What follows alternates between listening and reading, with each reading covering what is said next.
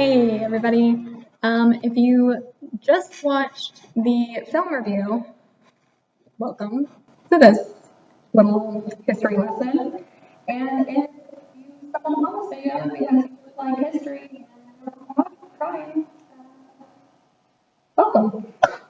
So this little segment we're calling Behind the Reelwind, and that's because this week we reviewed the movie The Highwaymen, which is on Netflix, but it was also about a true story of Bonnie and Clyde, and more accurately, about the men who inevitably brought them down.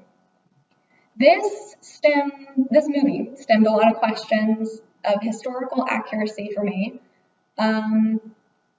And I personally love history and I love crime, so here we are. So I invite you to join me on this little interesting history journey. So with that, I'll get right into it.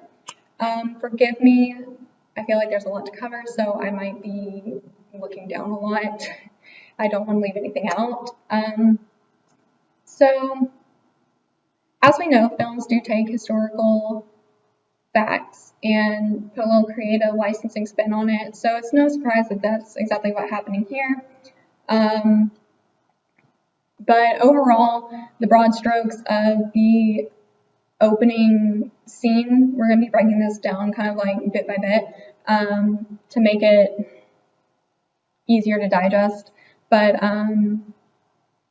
the overall strokes of the opening scene are accurately portrayed.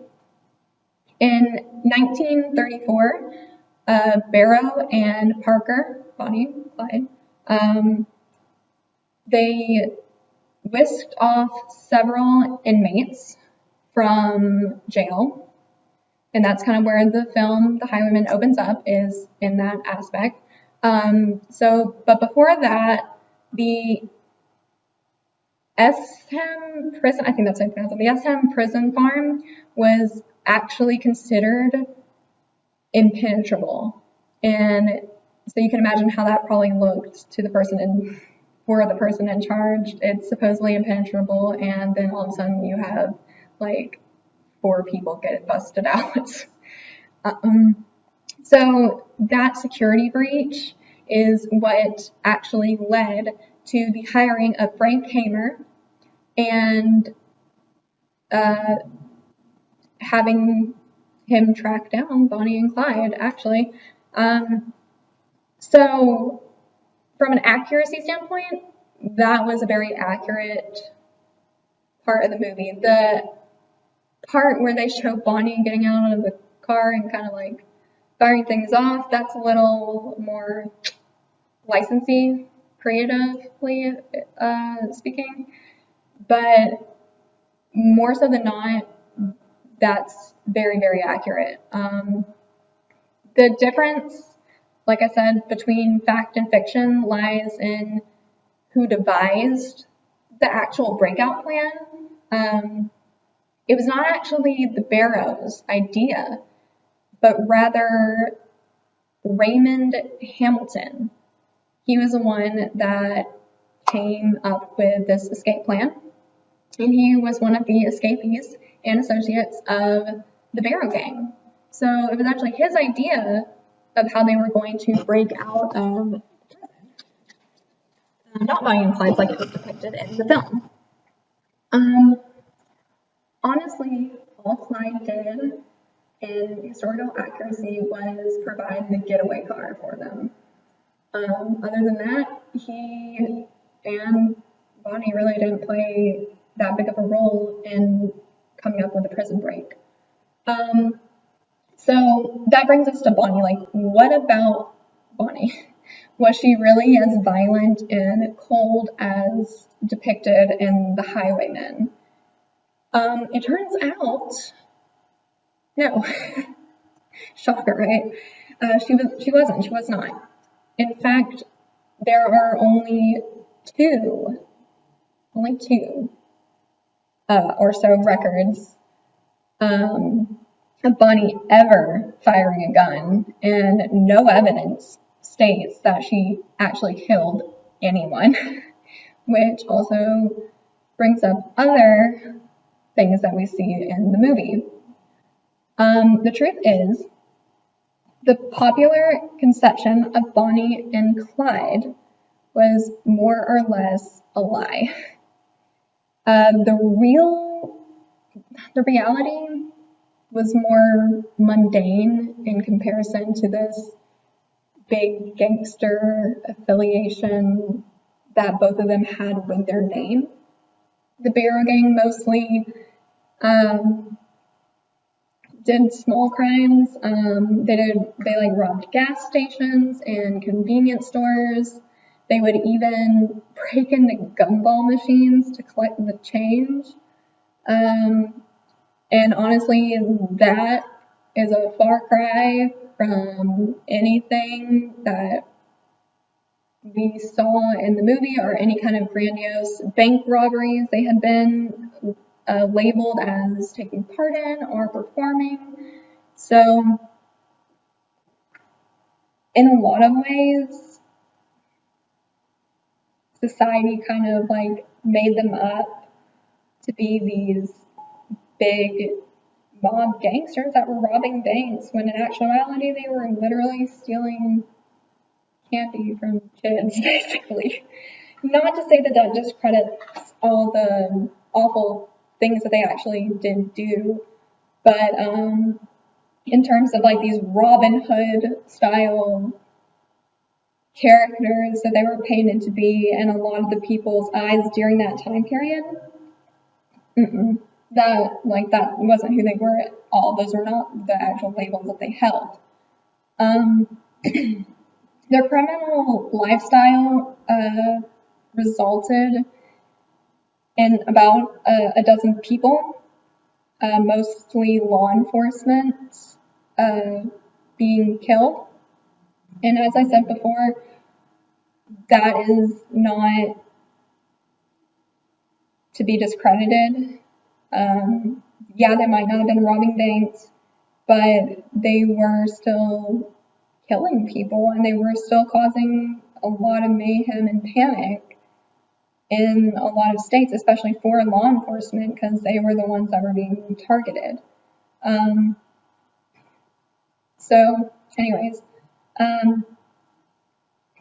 actually, in fact, it has been stated by historians such as Jeff, I think Guinn is his name, Guinn. I'm probably butchering that. But Jeff actually stated that he meaning Clyde, preferred to run from confrontation as opposed to seeking it out or going head to head with it, as a lot of times Bonnie and Clyde are portrayed, and we would predict them to be. But at the same time, the Barrows were also willing, more so Clyde than anything, but so I guess he. So at the same time, he was also willing to shoot his way out if necessary, thusly the few dozen deaths that occurred. They would find themselves in these situations where they could not just simply find a back out point, and they just went guns blazing. So now that we kind of got a little bit of that reality versus fiction aspect, let's delve a little deeper, and we're going to talk about Frank Hamer, who is really the essential character of the Highwaymen.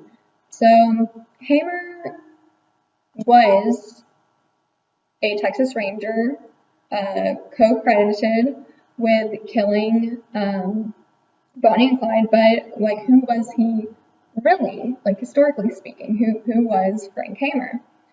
In reality, Hamer was legendary long before he gunned down Bonnie and Clyde.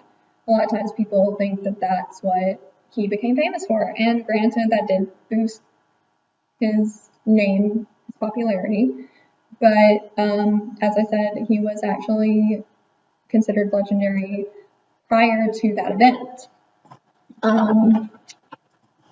Like I said, I got a lot of notes. So, Hammer was a key member of the Texas Rangers. Their extreme, violent, and ruthless manner led to them, being the Texas Rangers, being known as the Texas Devils.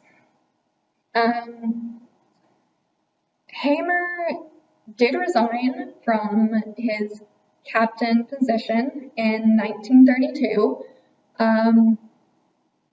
the same year that actually Miriam Ma Ferguson recaptured the governor's office. This is understandable that would take place, that he would resign, as Ma truly detested the Rangers, something that we do see in the movie. So, I mean, you can't fault him for that. But in the Highwaymen, Hamer is portrayed as a gruff, sluggish, and out of practice officer of the law. Something that I did bring up as a character representation in the Reelwind video of the Highwaymen. He displayed a steadfast sense of right and wrong, only coming out of retirement for like this one last job, or like that last stand, this big grandiose thing. But in reality, Hamer had only been off of the force about 2 years before he was hired on to hunt down Bonnie and Clyde. So in turn, he was not as domesticated as the film would lead you to believe, and how they kind of showed him to be. He was referred to actually as, quote, one of the best men, one of the bravest men, and the deadliest shot in the state. And Bob Alcorn actually said that about Hamer during a 1934 interview. So that's something that doesn't quite fit the film's depiction of Hamer. I think you would probably agree with that. Speaking of Hamer, let's talk about his partner, Maney Gault. Who was Maney Gault, really? It is true that Gault was part of the Texas Rangers, and he was part of the group who shot Bonnie and Clyde. However, his role was significantly inflated in the film to add dramatic effect to it. The real-life Gault joined the Texas Rangers in 1929 and stayed for only about 3 years. So he was only part of the Texas Rangers for about 3 whole years. When Hamer selected him for being part of this little posse to track down Bonnie and Clyde, Gault was working for the Highway Patrol. He only came onto the scene after the Barrow Gang killed 2 patrolmen on Easter Sunday in 1934. So we do see that scene in the film, but in the scene in the film, we see Gault investigating that murder, but he had actually not joined the team yet in reality. So that was a little bit of creative licensing that they had on their part. The film did accurately depict Hamer's painstaking attention to detail during that pursuit of Bonnie and Clyde. It also accurately depicted the long and like the huge stretches of monotony that were part of tracking them down. So like all the small little things that they don't come off as sluggish in the film, but all the little things that you're like, that was a weird thing to include, actually kind of stems from the real true monotony of the job itself that he had to take on.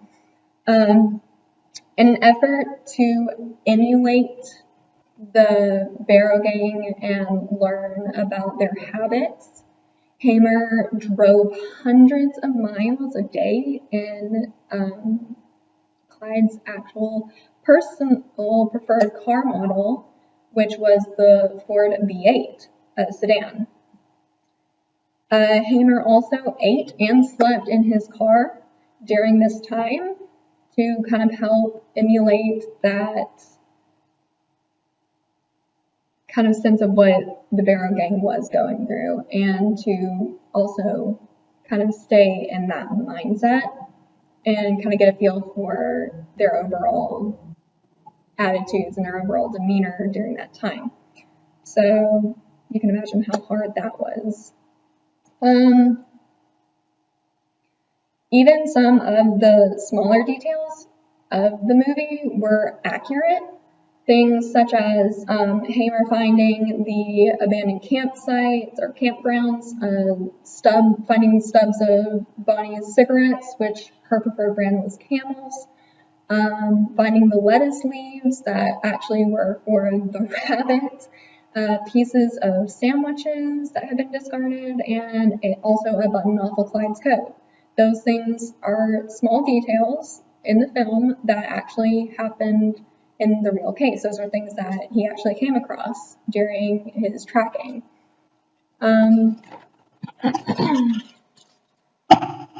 Hamer also discovered the pattern that Bonnie and Clyde were making during this little run or evasion from the officers. They would make these loops around the south, only to be like returning home to their families, essentially. Kind of like throw people off their trail a little bit. This pattern actually allowed Hamer to frequently make trips home to visit his wife Gladys, and that's something that did not happen in the movie portrayal at all. So in the movie, we just see her say goodbye that one time, and then all of a sudden he's just gone for like 3 months or something. When in actuality, Hamer was actually able to go home very periodically to see her, where, again, each time she would painstakingly say goodbye to him, not wanting him to go, but at least that they got to see each other.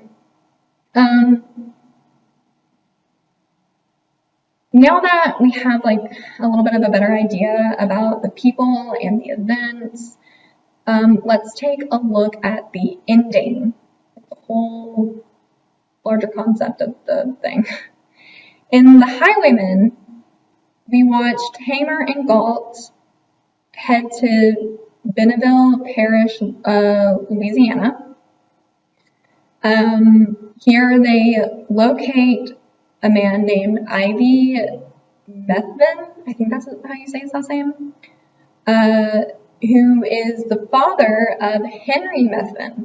And Henry is a known member of the Barrow Gang, and they use this as leverage to kind of essentially take down Bonnie and Clyde. So with help from the local sheriff, the two men, Hamer and Mamie, are able to cut a deal with Ivy. They agreed to let Ivy's son, Henry, have legal protection in exchange for kind of helping set up Bonnie and Clyde. The protection was essentially for his son not to be charged with the two officers that were killed on Easter Sunday. He would supposedly have immunity from that whole thing, as long as Ivy cooperated and kind of helped set up the stage that they needed to kind of catch Bonnie and Clyde off guard. Here's the thing. Hamer and Galt didn't actually find Ivy Methven at all. Like, them going there and seeking him out in the film didn't happen. In fact, it was the other way around. According to sources, Methven sought out the local sheriff. Henderson Jordan was his name. So he sought out Sheriff Jordan through an intermediary in hopes of kind of cutting a deal for his son. This is when Sheriff Jordan actually contacted Hamer and Mamie, essentially. So after contacting them, they shortly arrived in Louisiana with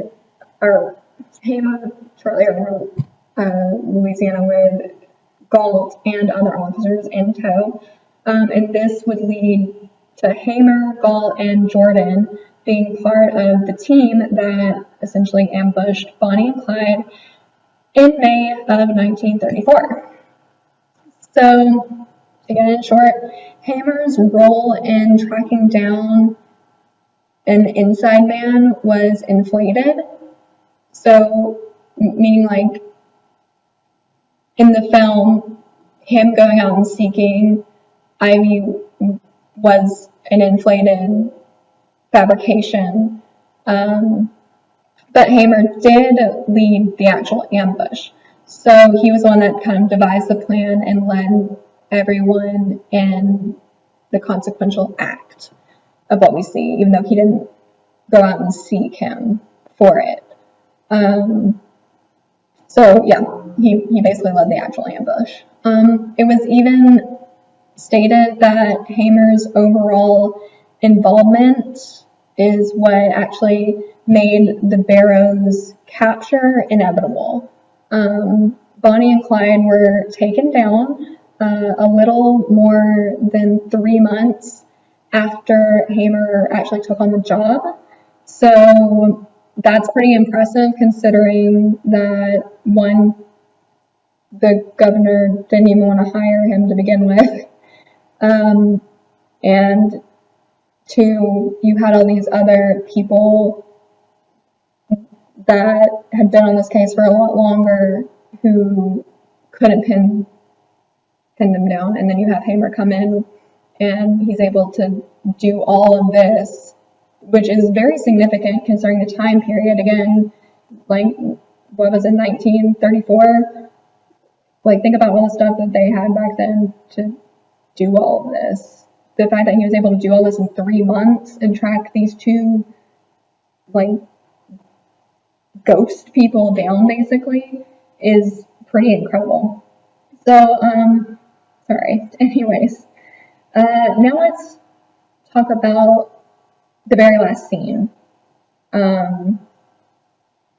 which kind of takes a different approach to the ending of Bonnie and Clyde, like most people think. A lot of times you just think, like, when you think of the end of Bonnie and Clyde, it's literally that shootout in the car that they had, and that's where it kind of ends for us.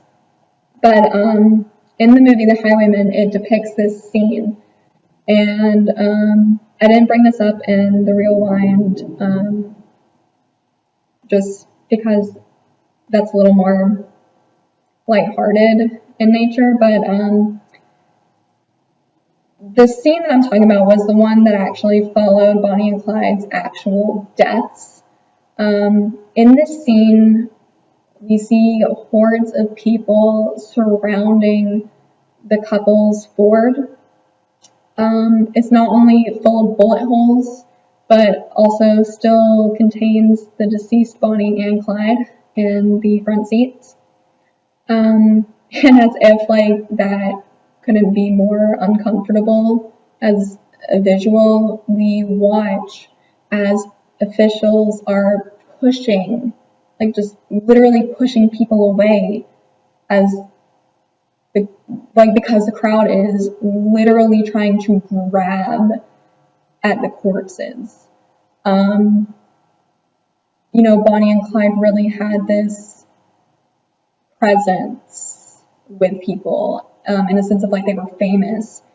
So, but I mean, in this situation, it's like crazy because they're dead, and these people are acting the same way they acted toward them in life. And that, I mean, there was a scene where they had been spotted and they crowded the car and they were like saying like, oh, I love you, and trying to get their attention and take these pictures.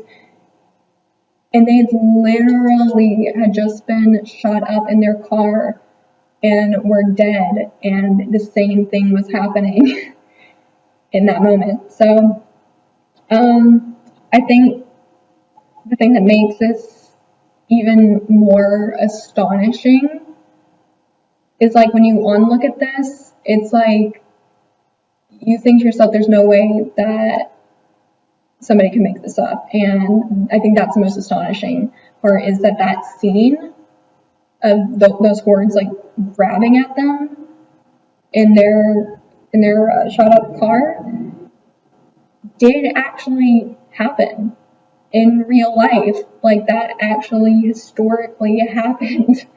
And that is nuts to think about. Like I can't even imagine. Like it's crazy. But again, Guinn, the historian, who wrote the book Go Down Together. He wrote in the book kind of like this recount of that scene, and he stated that one man, and this is a little graphic, but he stated that one man tried to cut off Clyde's ear. Somebody with scissors managed, and they actually did this, managed to snip off locks of Bonnie's hair and a little bit of her dress before the cops, before they could pull them off. So that's nuts. Again, I went based off of these two historians that were kind of like asked about their review, essentially, historically, of the movie. So these two historians were asked how they felt about this film as an entirety. And they actually overall didn't mind the several liberties the film took with some of the facts. Again, like that's not unusual. And they didn't mind them because they served the larger storyline progression. They truly applauded the way this film, The Highwaymen, didn't romanticize Bonnie and Clyde. And they actually said that the romanticization of Bonnie and Clyde is the biggest problem in media. And it's very true. Like, it's kind of seen almost as a Romeo and Juliet-esque story. When in actuality, it's not. It's not Romeo and Juliet-esque at all. And in a lot of ways. And it's truthfully crazy to think about how these were real people and how all that stuff really did happen. So yeah, that was just kind of like a little history lesson of the accuracy, the fact and fiction of the real takedown of Bonnie and Clyde versus the movie The Highwaymen. During my little research project for this, I actually found some other interesting facts. So if you want to go ahead and sign off here, thanks for watching. Don't forget to leave a comment, subscribe, and like this video. And again, thanks for watching, and I'll see you in the next one. If you would like to continue to keep watching, please do, because I will be giving you more information about Bonnie and Clyde. So, some other interesting facts were kind of random, kind of not, but like, for instance, Bonnie and Clyde's height.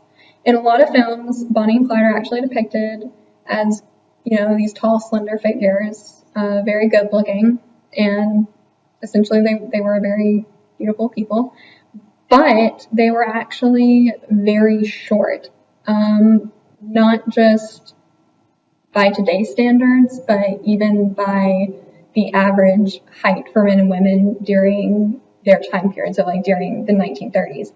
So like, for example, Bonnie was only 5'11", and Barrow, or rather Clyde, was only like 5'4". As I said, most films depict them as being a lot taller than that, but that was something that was kind of different between most films and The Highwaymen in general, going back to The Highwaymen, because during one of the scenes,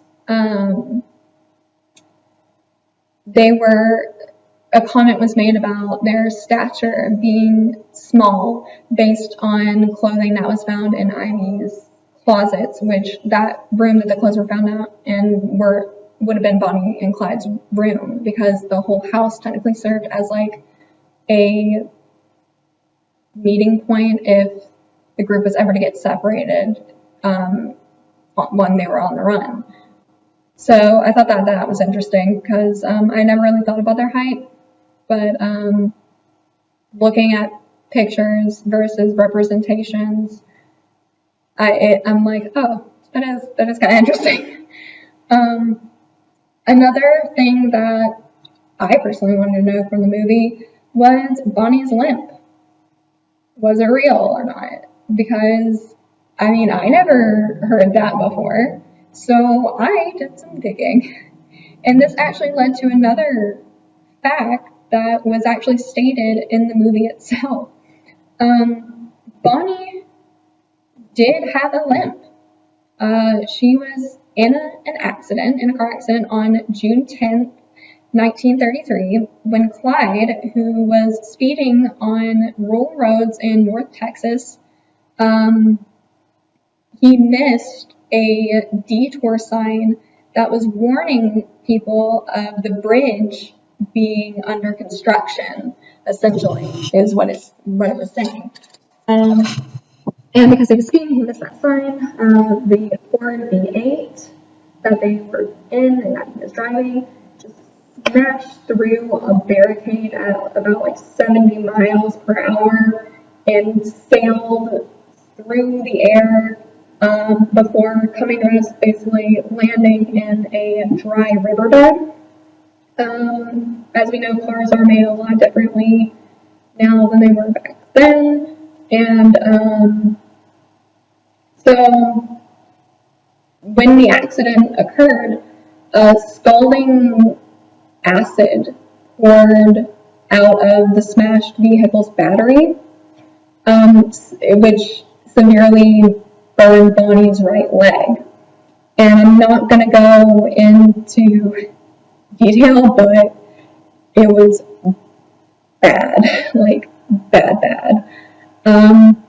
But as a result of the third-degree burns, Bonnie, just like Clyde, walked with a pronounced limp for the rest of her life.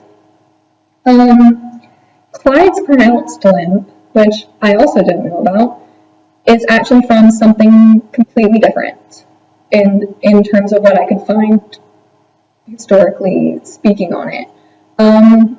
So Clyde was actually in jail for a while, in and out, no surprise there. But when he was serving a 14-year sentence in Texas for robbery and auto theft, this was like in January of 1932, I believe. Basically, Clyde simply decided he could no longer endure the work and brutal conditions of the SM prison farm. Yes, that is the same place where the escape happened. Anyways, so yeah, after he came to this realization that he just couldn't take it anymore, he was hoping that the actions he was about to take would force a transfer to a less harsh facility.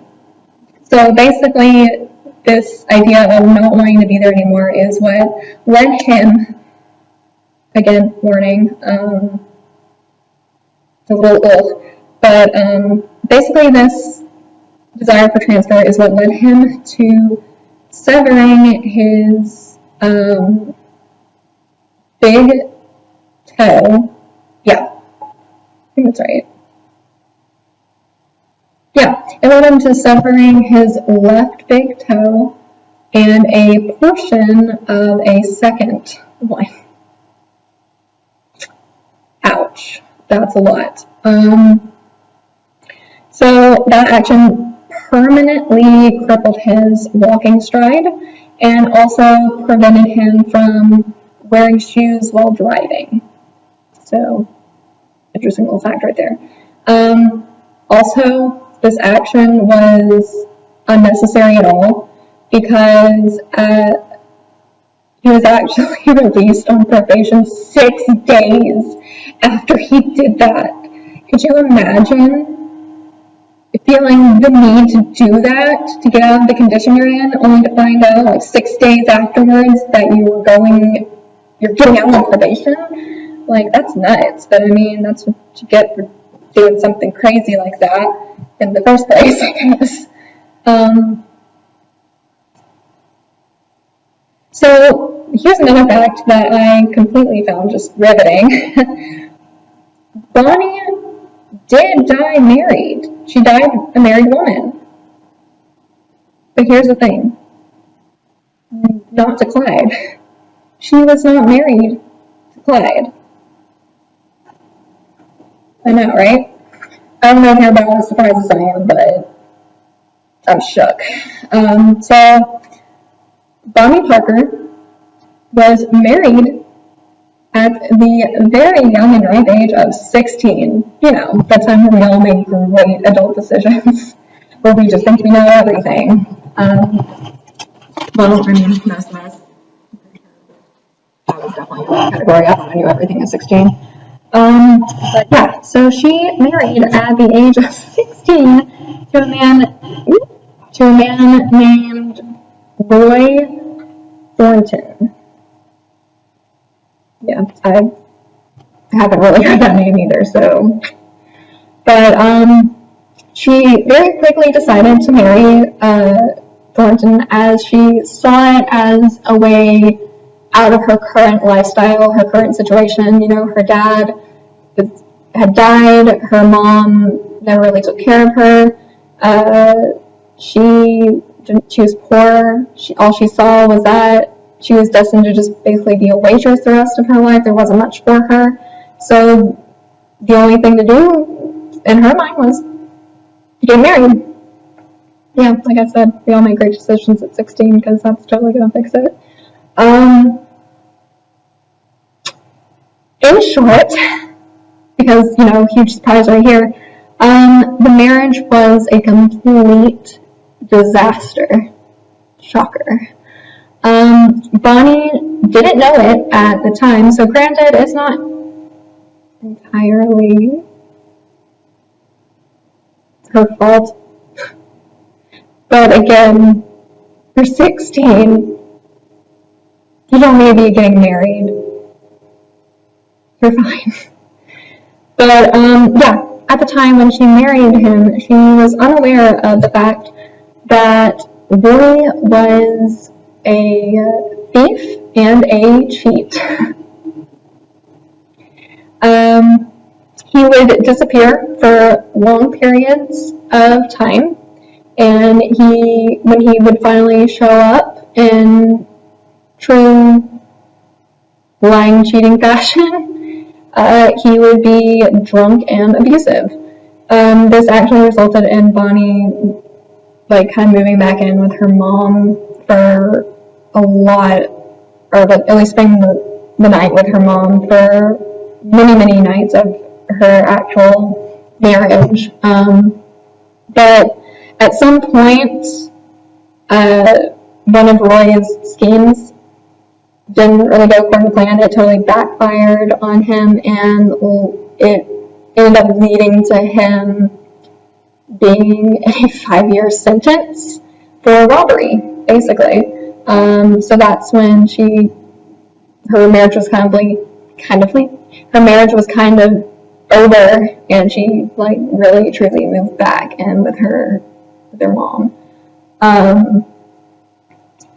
But yeah, so he was serving that jail sentence, and he was actually still in prison when he heard of his wife's death in the company of the young, cool cat, Clyde Barrow, the smooth operator himself. So I can imagine what thoughts ran through his head, but apparently his comment on the situation was, at least they went out the way they did instead of being caught. So yeah, I don't know either. But Bonnie actually died with her wedding ring still on her finger, because divorce was not really an option for a known fugitive, or for a lot of people at that time. But yeah, those were just some of the interesting facts that I could find about Bonnie and Clyde that kind of related back again to the Highwaymen movie. There are other little things that I found that were also pretty interesting about overall Bonnie and Clyde, and a little more into their childhood and the type of people they were, because again, they are painted as these massive gangster, famous people, and sometimes we forget that means that they're human too. I mean, generally they weren't great humans, but humans nonetheless. So just finding out a little bit more of those facts that kind of made them a little more human-like and more relatable in a way was really interesting. I mean, I'm pretty sure I've talked enough. You guys probably don't want to hear me talk anymore, so I'm going to cut it off for here. But I mean, if you are interested in me doing maybe videos like this one, or even doing a second part of Bonnie and Clyde facts, I mean, I'm up for it. But if you would be interested in that, just let me know by leaving a comment below. If you liked this video, I would appreciate it if you would give it a thumbs up by clicking the like button below. If you enjoyed this video and would like to see more like this, or even things a little bit different but still entertaining, don't forget to subscribe to our channel. And I guess that's it. Thanks for joining me for this first episode of Behind the Reelwind, Bonnie and Clyde style, or I guess a little behind the Highwaymen. So if you want, you can go check out the review of the Highwaymen, or you can go and watch the Highwaymen and then come back and take a look at that video or this video and leave us a comment about what you think, what you might know about Bonnie and Clyde, if any of these facts surprised you, if you want another video like this. We'd love to hear whatever you got to tell us. Thanks for watching, and I'll see you guys in the next one.